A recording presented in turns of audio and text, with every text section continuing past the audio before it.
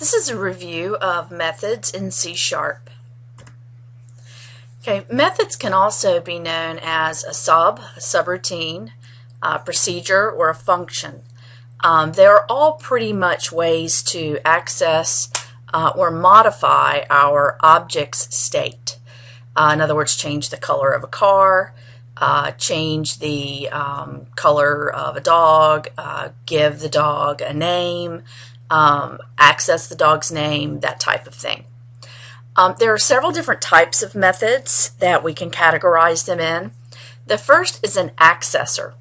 Just like it sounds, it accesses or gets the information about your object's properties. What state is your object in? The second is a mutator or a modifier. These will change or set your object's properties or state. In other words, my car dot set color blue. Another type of method is a helper method. A helper method is generally a private method that's only used inside of a class. It's not really used by the object itself. Instead, it may be used by the class to automatically be called to help calculate something, for example. The last type of method we're going to talk about is a constructor. So remember that a constructor is a special method that you're going to use to create your object. You can have default and parameterized constructors, and you're going to use this when you declare your objects. Okay, a method signature is basically the header of your method. It's going to tell you the access type, if there is a return type, what it is, the name of the method, and then whether or not there are any parameters, and if they are, what. So let's take a look at that a little more closely. The first thing is your access modifier. How is that method going to be accessible? If it's private, such as in a helper method, it's only accessible within the class itself. Typically, we're going to have an access modifier of public. Meaning that once we create our objects, we're going to actually be able to use these methods. So they are accessible outside of the class. The second thing we need to talk about is the return type. Now, if there is a return type, then that's what we put here. We put the data type, such as a double or a string or an integer. If there's no return type, we're going to tell it that the return type is void.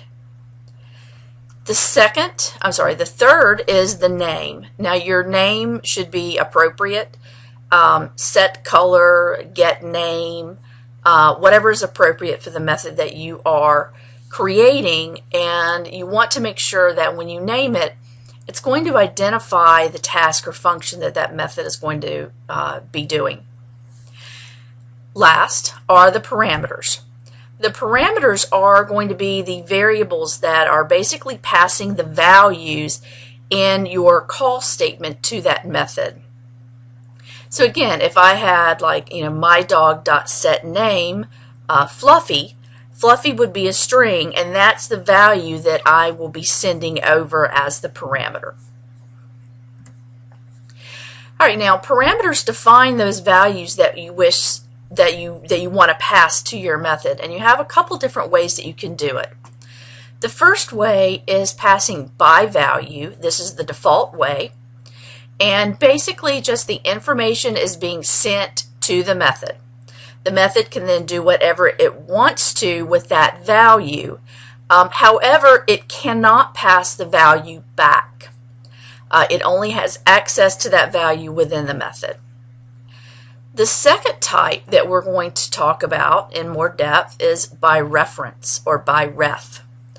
This is where a value is sent to the method, but the method can then modify and manipulate that value and actually send it back.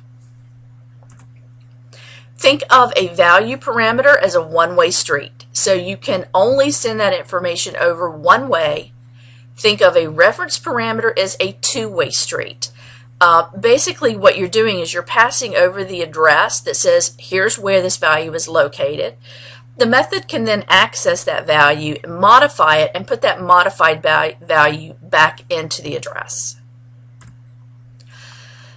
Now, for a basic header, again, we have our access, in this case public, void, which is our return type, meaning we don't actually have a return type, we're not returning anything, and then signature, which is the name, and we have no parameters. So basically, this is just something that's going to be called, and it's going to display some text in a label. To actually use the method whenever you want, you're simply going to put the method name, the parentheses with any parameters, and then of course your semicolon. That's going to actually pass it over to the method. The method will execute and then pass back to the next line. Now, parameters provide that information to the method to do whatever its job is.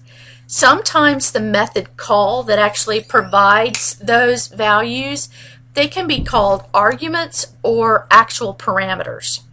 So in this case, we call them just an actual argument. You can add formal arguments or formal parameters to the actual method header.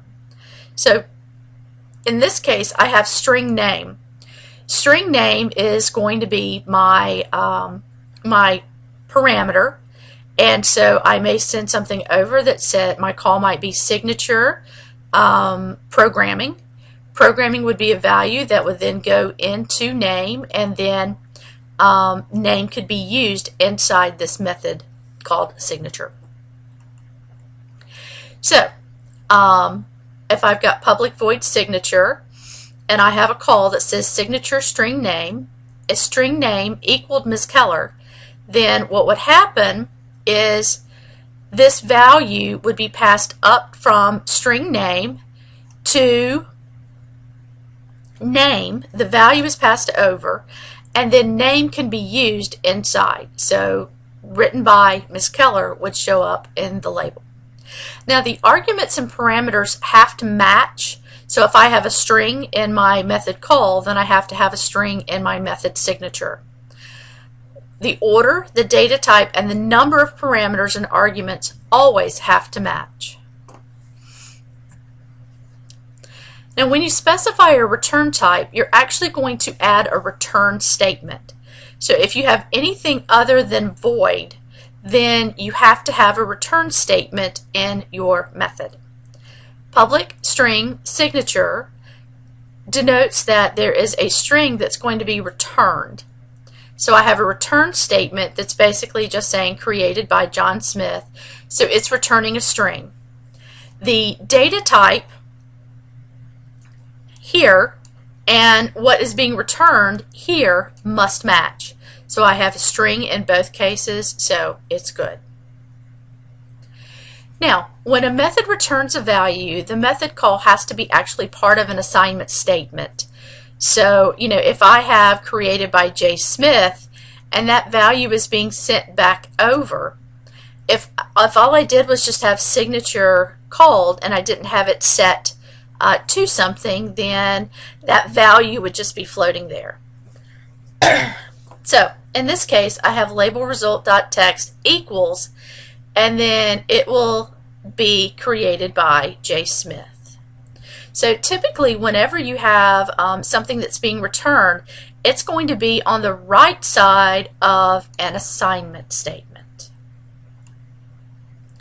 Now by value is again the default way to pass arguments in C#. Again, a copy of the value is actually made and sent to the method. But again, it's a one-way street. The values are only going over. Pass by reference gives the method the ability to access in memory that value, because our call is actually going to send over, here's the address. So it sends over the actual address of the object, then the method can then modify it and then send it back into that address.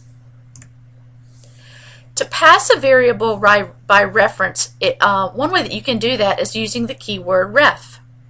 You're going to put the keyword ref in the parameter declaration, and that tells the compiler that it's going to be a variable by reference. Then you're going to put the reference keyword in the actual call statement in front of the variable, and again it matches up. It looks for, I have a reference parameter and I have a reference argument, so they will be matched. Now you want to make sure that any values are initialized. So if I have a string that I'm sending over and then something's going to happen to that string and then it's coming back, I want to initialize that string originally so that I don't have a null reference. That is a quick overview of methods in C#.